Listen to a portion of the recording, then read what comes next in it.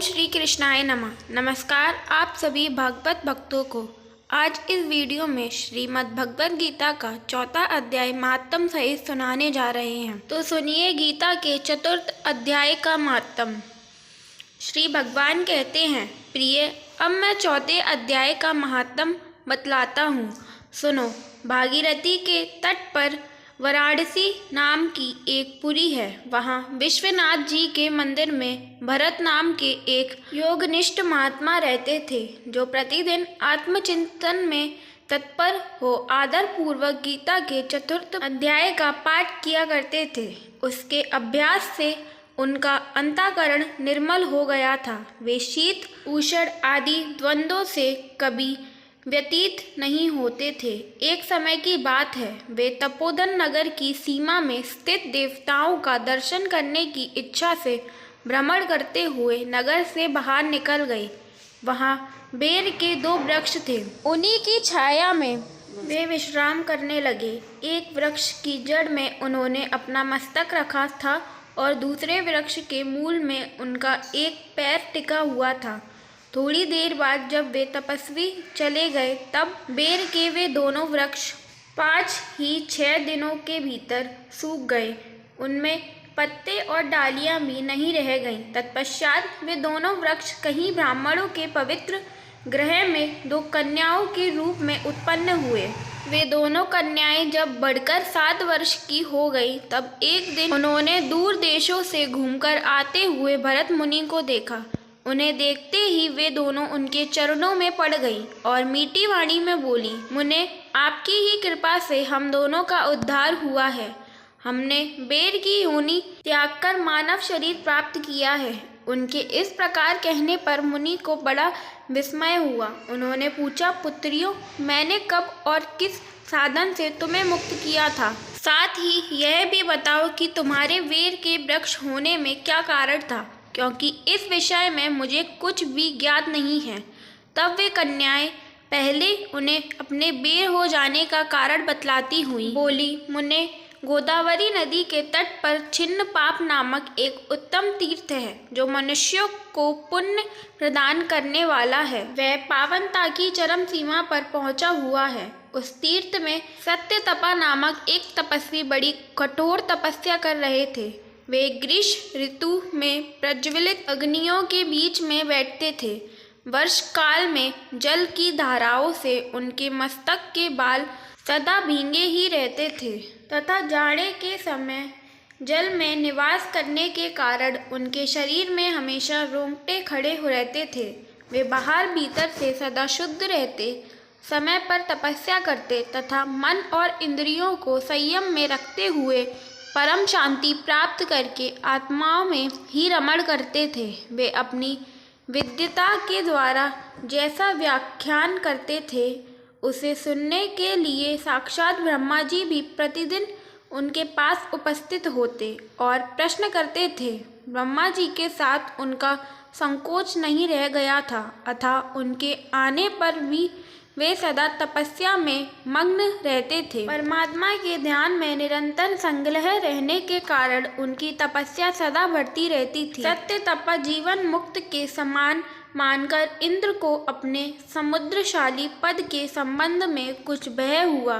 तब उन्होंने उनकी तपस्या में सैकड़ों विघ्न डालना आरंभ किए। अप्सराओं के समुदाय से हम दोनों बुलाकर इंद्र ने इस प्रकार आदेश दिया, तुम दोनों उस तपस्वी की तपस्या में विघ्न डालो, जो मुझे इंद्र पद से हटाकर स्वयं स्वर्ग का राज भोगना चाहता है। इंद्र का यह आदेश पाकर हम दोनों उनके सामने से चलकर गोदावरी के तीर पर, जहाँ वे मुनि तपस्या करते थे, आई। वहाँ मंद एवं गंभीर स्वर से बजते हुए मृदंग तथा मधुर वेणुनाद के साथ हम दोनों ने अन्य अप्सराओं सहित मधुर स्वर में गाना आरंभ किया। इतना ही नहीं, उन योगी महात्मा को वश में करने के लिए हम लोग स्वर, ताल और लय के साथ नृत्य भी करने लगे। बीच बीच में जरा जरा सा अंचल खिसकाने पर उन्हें हमारी छाती भी दिख जाती थी। हम दोनों की उन्मत्त गति काम भाव का उद्दीपन करने वाली थी, किंतु उसने उन निर्विकार चित्त वाले महात्मा के मन में क्रोध का संचार कर दिया। तब उन्होंने हाथ से जल छोड़कर हमें क्रोधपूर्वक शाप दिया। अरे तुम दोनों गंगा जी के तट पर बेर के वृक्ष हो जाओ। यह सुनकर हम लोगों ने बड़ी विनय के साथ कहा, महात्मन, हम दोनों पराधीन थी, अतः हमारे द्वारा जो दुष्कर्म बन गया है उसे आप क्षमा करें। यो कहकर हमने मुनि को प्रसन्न किया। तब उन पवित्र चित्त वाले मुनि ने हमारे शापों द्वारा की अवधि निश्चित करते हुए कहा, भरत मुनि के आने तक ही तुम पर यह श्राप लागू होगा। उसके बाद तुम लोगों का मृत्यु लोक में जन्म होगा और पूर्व जन्म की स्मृति बनी रहेगी। मुने, जिस समय हम दोनों वेर वृक्ष के रूप में खड़ी थी, उस समय आपने हमारे समीप आकर गीता के 4 अध्याय का जाप करते हुए हमारा उद्धार किया था, अतः हम आपको प्रणाम करती हैं। आपने केवल श्राप से ही नहीं, इस भयानक संसार से भी गीता के 4 अध्याय के पाठ द्वारा हमें मुक्त कर दिया है। श्री भगवान कहते हैं, उन दोनों के इस प्रकार कहने पर मुनि बहुत ही प्रसन्न हुए और उनसे पूजित हो विदा लेकर जैसे आए थे वैसे ही चले गए, तथा वे कन्याएं भी बड़े आदर के साथ प्रतिदिन गीता के 4 अध्याय का पाठ करने लगी, जिससे उनका उद्धार हो गया। तो अब सुनाते हैं गीता का 4 अध्याय। इसके उपरांत श्री कृष्ण महाराज बोले, हे अर्जुन, मैंने इस अविनाशी योग को कल्प के आदि में सूर्य के प्रति कहा था और सूर्य ने अपने पुत्र मनु के प्रति कहा और मनु अपने पुत्र राजा इक्ष्वाकु के प्रति कहा। इस प्रकार परंपरा से प्राप्त हुए इस योग को राजर्षियों ने जाना, परंतु हे अर्जुन, वह योग बहुत काल से इस पृथ्वी लोक में लोप हो गया था। वह ही यह पुरातन योग अब मैंने तेरे लिए वर्णन किया है, क्योंकि तू मेरा भक्त और प्रिय सखा है, तथा यह योग बहुत उत्तम और रहस्य अर्थात अति मर्म का विषय है। इस प्रकार भगवान श्री कृष्ण चंद्र महाराज के वचन सुनकर अर्जुन ने पूछा, हे भगवान, आपका जन्म तो आधुनिक अर्थात अब हुआ है और सूर्य का जन्म बहुत पुराना है, इसलिए इस योग को कल्प के आदि में आपने कहा था, यह मैं कैसे जानूं? इस पर श्री कृष्ण महाराज बोले, हे अर्जुन, मेरे और तेरे बहुत से जन्म हो चुके हैं, परंतु हे परंतप, उन सबको तू नहीं जानता है और मैं जानता हूँ। मेरा जन्म प्राकृत मनुष्यों के सदृश नहीं है। मैं अविनाशी स्वरूप अजन्मा होने पर भी तथा सब भूत प्राणियों का ईश्वर होने पर भी अपनी प्रकृति को अधीन करके योग माया से प्रकट होता हूँ। हे भारत, जब जब धर्म की हानि और अधर्म की वृद्धि होती है, तब तब ही मैं अपने रूप को रचाता हूँ अर्थात प्रकट करता हूँ, क्योंकि साधु पुरुषों का उद्धार करने के लिए और दूषित कर्म करने वाले का नाश करने के लिए तथा धर्म स्थापन करने के लिए युग युग में प्रकट होता हूँ। इसलिए हे अर्जुन, मेरा वह जन्म और कर्म दिव्य अर्थात अलौकिक है। इस प्रकार जो पुरुष तत्व से जानता है, वह शरीर को त्याग कर फिर जन्म को नहीं प्राप्त होता, किंतु मुझे ही प्राप्त होता है। हे अर्जुन, पहले भी राग, भय और क्रोध से रहित अनन्य भाव से मेरे में स्थित वाले मेरे शरण हुए बहुत से पुरुष ज्ञान रूप तप से पवित्र हुए मेरे स्वरूप को प्राप्त हो चुके हैं, क्योंकि हे अर्जुन, जो मेरे को जैसा भजते हैं, मैं भी उनको वैसा ही भजता हूँ। इस रहस्य को जानकर ही बुद्धिमान मनुष्यगण सब प्रकार से मेरे मार्ग के अनुसार वृत्ते हैं, और जो मेरे को तत्व से नहीं जानते हैं, वे पुरुष इस मनुष्य लोक में कर्म के फल को चाहते हुए देवताओं को पूजते हैं और उनके कर्म से उत्पन्न हुई सिद्धि भी शीघ्र ही होती है, परंतु उनको मेरी प्राप्ति नहीं होती।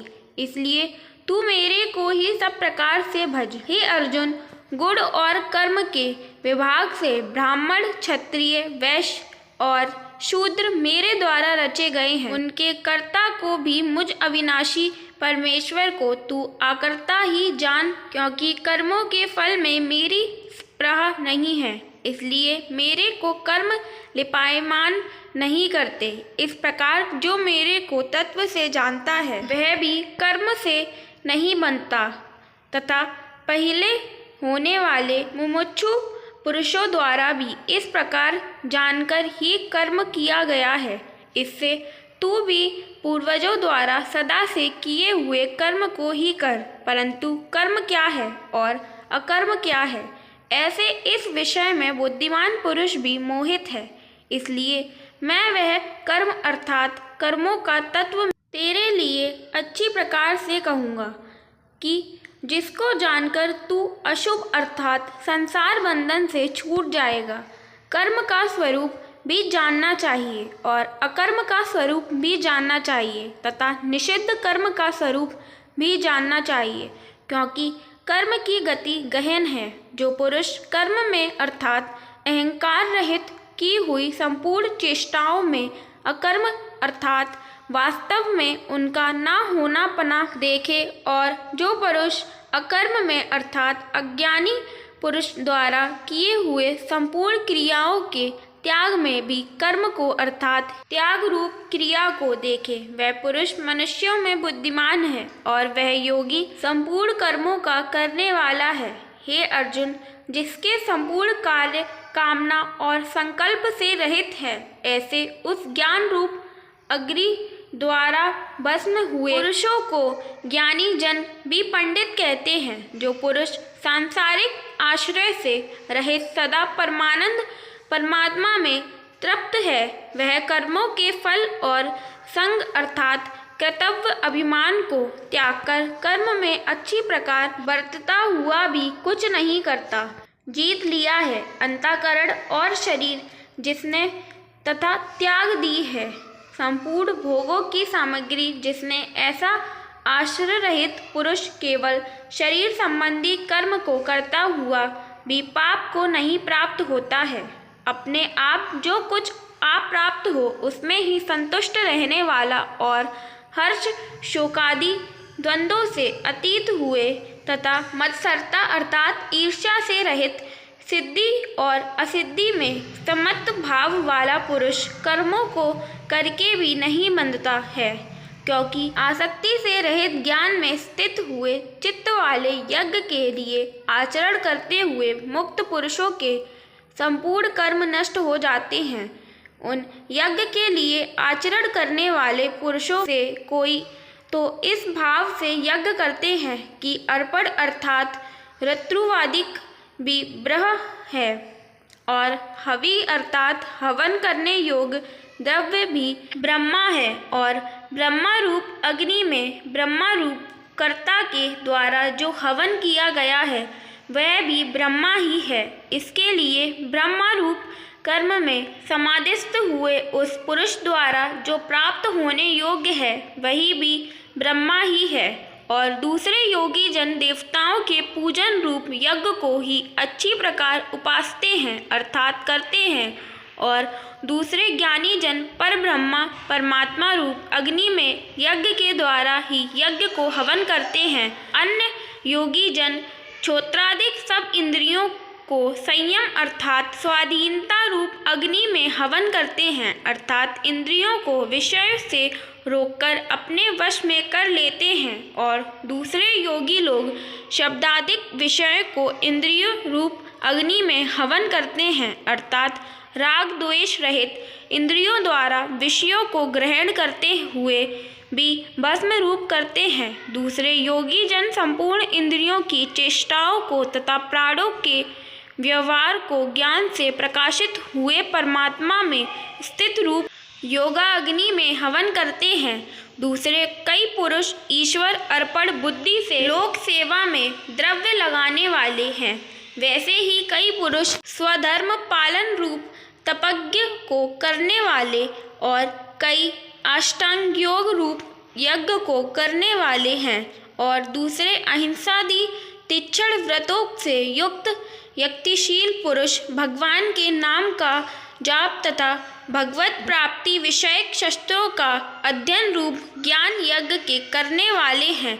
दूसरे योगी जन अपान वायु में प्राण वायु को हवन करते हैं, वैसे ही अन्य योगी जन प्राण वायु में अपान वायु को हवन करते हैं तथा अन्य योगी जन प्राण और अपान की गति को रोककर प्राणायाम के परायण होते हैं। दूसरे नियमित आहार करने वाले योगी जन प्राणों को प्राणों में ही हवन करते हैं। इस प्रकार यज्ञों द्वारा नाश हो गया है पाप जिनका, ऐसा यह सब ही पुरुष यज्ञों को जानने वाले हैं। हे कुरुश्रेष्ठ अर्जुन, यज्ञों के परिणाम रूप ज्ञान मात्र को भोगने वाले योगी जन सनातन परब्रह्म परमात्मा को प्राप्त होते हैं और यज्ञ रहित पुरुष को यह मनुष्य लोक भी सुखदायक नहीं है। फिर परलोक कैसे सुखदायक होगा? ऐसे बहुत प्रकार के यज्ञ वेद की वाणी में विस्तार किए गए हैं। उन सबको शरीर, मन और इंद्रियों की क्रिया द्वारा ही उत्पन्न होने वाले जान इस प्रकार तत्व से जानकर निष्काम कर्म योग द्वारा संसार बंधन से मुक्त हो जाएगा। हे अर्जुन, सांसारिक वस्तुओं से सिद्ध होने वाले यज्ञ से ज्ञान रूप यज्ञ सब प्रकार श्रेष्ठ है, क्योंकि हे पार्थ, संपूर्ण यवन मात्र कर्म ज्ञान में शेष होते हैं, अर्थात ज्ञान उनकी पराकाष्ठा है। इसलिए तत्व को जानने वाले ज्ञानी पुरुषों से भली प्रकार दंडव्रत, प्रणाम तथा सेवा और निष्कपट भाव से किए हुए प्रश्न द्वारा उस ज्ञान को जान वे मर्म को जानने वाले ज्ञानी जन तुझे उस ज्ञान का उपदेश करेंगे कि जिसको जानकर तू फिर इस प्रकार मोह को प्राप्त ही नहीं होगा। और हे अर्जुन, जिस ज्ञान के द्वारा सर्वव्यापी अनंत चेतन रूप हुआ अपने अंतर्गत समष्टि बुद्धि के आधार संपूर्ण भूतों को देखेगा और उसके उपरांत मेरे में अर्थात सच्चिदानंद स्वरूप में एक ही भाव हुए सच्चिदानंदमय ही देखेगा। यदि तू सब पापियों से भी अधिक पाप करने वाला है तो भी ज्ञान रूप नौका द्वारा निसंदेह संपूर्ण पापों को अच्छी प्रकार तर जाएगा। हे अर्जुन, जैसे प्रज्वलित अग्नि ईंधन को भस्मय कर देता है, इसलिए इस संसार में ज्ञान के समान पवित्र करने वाला निसंदेह कुछ भी नहीं है। उस ज्ञान को कितने ही काल से अपने आप सत्व बुद्धि रूप योग के द्वारा अच्छी प्रकार शुद्धांतकरण हुआ पुरुष आत्मा में अनुभव करता है। हे अर्जुन, जितेंद्रिय तत्पर हुए श्रद्धावान पुरुष ज्ञान को प्राप्त होता है। ज्ञान को प्राप्त होकर तत्क्षण भगवत प्राप्ति रूप परम शांति को प्राप्त हो जाता है। हे अर्जुन, भगवत विषयों को न जानने वाला तथा श्रद्धा रहित और संशय युक्त पुरुष परमार्थ से भ्रष्ट हो जाता है। उन्हें भी संशय युक्त पुरुष के लिए तो ना सुख है और ना यह लोक है, ना परलोक है, अर्थात यह लोक और परलोक दोनों ही उसके लिए भ्रष्ट हो जाते हैं। हे धनंजय, समस्त बुद्धि रूप योग द्वारा भगवत परण कर दिए हैं। संपूर्ण कर्म जिसने और ज्ञान द्वारा नष्ट हो गए हैं। सब संशय जिसके ऐसे परमात्मा परायण पुरुष को कर्म नहीं बांधते हैं। इससे हे भरतवंशी अर्जुन, तू समस्त बुद्धि रूप योगों में स्थित हो और अज्ञान से उत्पन्न हुए हृदय में स्थित इस अपने संशय को ज्ञान रूप तलवार द्वारा छेदन करके युद्ध के लिए खड़ा हो। ये चौथा अध्याय पूर्ण होता है। जय श्री हरि, जय श्री कृष्ण। ओम नमो भगवते वासुदेवाय नमः।